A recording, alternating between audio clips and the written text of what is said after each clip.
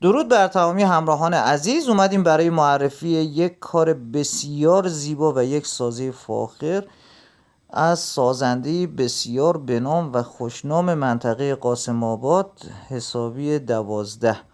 لوکیشن بسیار عالی، دو لاین آسانسور داره این مجموعه زیبا، یک لابی بسیار زیبا و واحدها 145 متر، بسیار خوش نقشه، سه خواب، جلوی درب ورودی جانمایی جاکفشی و جالباسی رو کردن. یک پذیرایی بسیار خوشنور، متریال مرک فوق العاده قوی، شیرالات همگی گلد اهرمی کار شده و واحد غرق در نور دوستان، یعنی توی روز باید با عینک آفتابی توی واحد بشینی.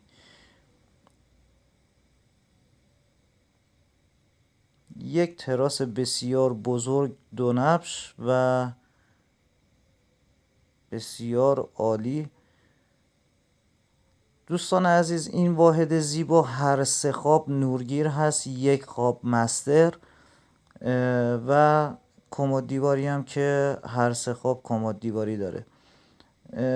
یک روف گاردن بسیار زیبا و جذابی هم روی پشت بوم قرار گرفته با متریال فوق العاده قوی. برای اطلاعات بیشتر با ما در تماس باشین. مشاور امور ملکی شما، حامد رضوی.